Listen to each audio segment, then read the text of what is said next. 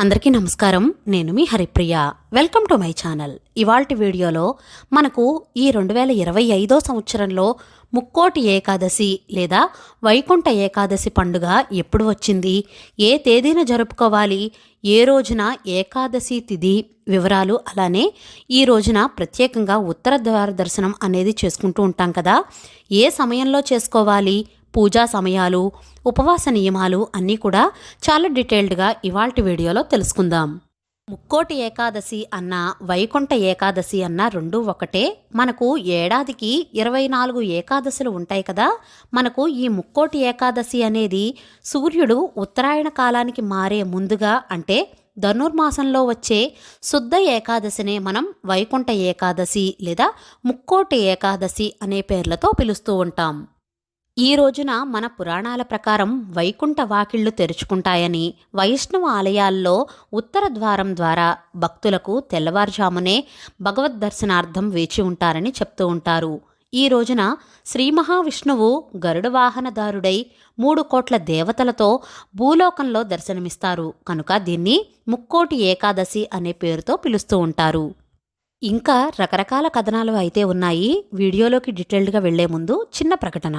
శ్రీ దుర్గాదేవి జ్యోతిషాలయం గురువుగారు భవానీరాజు గారు ప్రేమ, పెళ్లి, ఉద్యోగం, వ్యాపారం, ఆరోగ్యం, సంతానం, భార్యాభర్తల సమస్యలు, చెడు ప్రయోగాలు, ఇలా మీ సమస్య ఏదైనా గురువుగారికి నమ్మకంతో ఫోన్ చేయండి.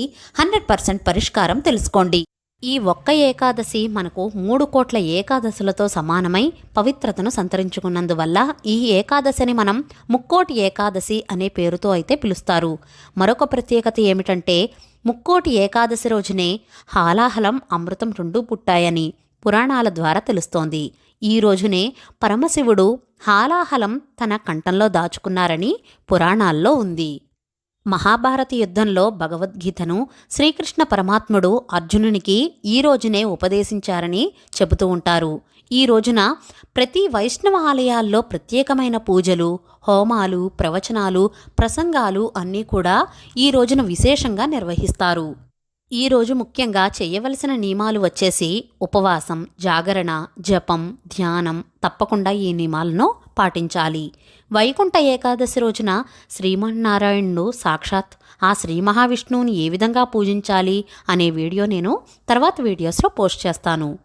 వైకుంఠ ఏకాదశి రోజున మనం నియమనిష్టలతో పూజ అనేది ఆచరించి ఆ విష్ణుమూర్తిని ఆరాధిస్తే మనకు మరో జన్మ ఉండదు అని పురాణాలు చెబుతున్నాయి. ముక్కోటి ఏకాదశి రోజున చేసే విష్ణు పూజ, గీతాపారాయణ, గోవిందనామాలు ఇవన్నీ కూడా చేస్తే మనకు మోక్షప్రాప్తి అనేది కలుగుతుంది.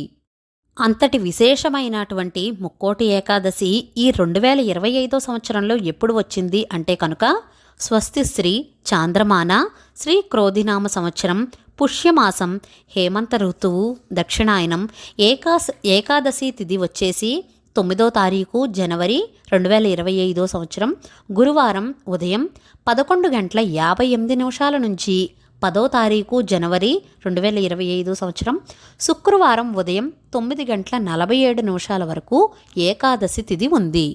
ఈ రోజు నక్షత్రం కృత్తిక. 10వ తేదీ 1:41 వరకు కృత్తిక నక్షత్రం, తదుపరి రోహిణి నక్షత్రం. మన హిందూ ధర్మ ప్రకారం తెల్లవారుజామున సూర్యోదయానికి ఏ తేదీ ఉంటుందో ఆ తిథిగా మనం పరిగణిస్తాం. కాబట్టి 2025 సంవత్సరంలో వైకుంఠ ఏకాదశి లేదా ముక్కోటి ఏకాదశి పండుగను జనవరి 10వ తేదీన శుక్రవారం రోజున మనం జరుపుకోవాలి. ఈ రోజున పూజ ఏ సమయంలో చేసుకోవాలి అంటే కనుక, ఈరోజు ఏకాదశి తిథి ఉదయం 9:47 వరకు ఉంది. కుదిరితే ఉదయం 10 గంటల లోపల ఎప్పుడైనా సరే పూజ చేసేసుకోవచ్చు. ఈరోజు ఉత్తర ద్వార దర్శనం చేస్తారు. మరి ఉత్తర ద్వార దర్శనం ఎప్పుడు చేసుకోవాలి అంటే కనుక, ఈరోజు ఉదయం తెల్లవారుజాము నుంచి ఉదయం 11 గంటల లోపల అయితే ఎప్పుడైనా చేసుకోవచ్చు. మనకు దగ్గరలో ఉన్న అన్ని వైష్ణవ ఆలయాల్లో ఈ ఉత్తర ద్వార దర్శనం అనేది ఖచ్చితంగా నిర్వహిస్తారు. కుదిరితే మీరు ఈ రోజున ఖచ్చితంగా ఉత్తర ద్వార దర్శనం చేసుకోండి. ఈరోజు చాలామంది ఏకాదశి వ్రత నియమాలను ఆచరిస్తారు, ఉపవాసం తప్పకుండా ఉంటారు. ఏకాదశి వ్రతం చేసేవాళ్ళు ఉపవాసంలో చాలా కఠినంగా నియమాలను పాటించాల్సి ఉంటుంది. ఏకాదశి ముందు రోజు వచ్చే దశమి తిథి రాత్రి నుంచి ఏకాదశి ముందు రోజు రాత్రి ఉంటుంది కదా, ఆ రోజు రాత్రి నుండి అంటే 9వ తారీఖు రాత్రి నుండి 10వ తేదీ మొత్తం ఉపవాసం ఉండి 11వ తేదీ ద్వాదశ పారాయణ అయిన తర్వాత అంటే ద్వాదశి తిథి రోజున ఉదయాన్నే స్నానం చేసి స్వామి పూజ చేసుకుని మహానైవేద్యం పెట్టి అప్పుడు ఉపవాసాన్ని విరమించాలి. ఈరోజు కుదిరినంత వరకు ఉపవాసం ఉండడానికి ప్రయత్నం చేయండి. ఒకవేళ మీకు హెల్త్ ఇష్యూస్ ఉంటే కనుక పూజ అయ్యే వరకు ఏమీ తినకుండా పూజ అయిన తర్వాత తినవచ్చు. ఇదండి ఇవాల్టి వీడియోలో ఈ 2025 సంవత్సరంలో ముక్కోటి ఏకాదశి లేదా వైకుంఠ ఏకాదశి ఎప్పుడు వచ్చింది, తేదీ, తిథి, పూజా సమయం అన్నీ కూడా తెలుసుకున్నారు కదండి. ఇవాల్టి వీడియో మీకు నచ్చినట్లయితే please like, share, subscribe to my channel. మరో సరికొత్త వీడియోతో మళ్ళీ కలుస్తాను. నేను మీ Haripriya. Thank you for watching.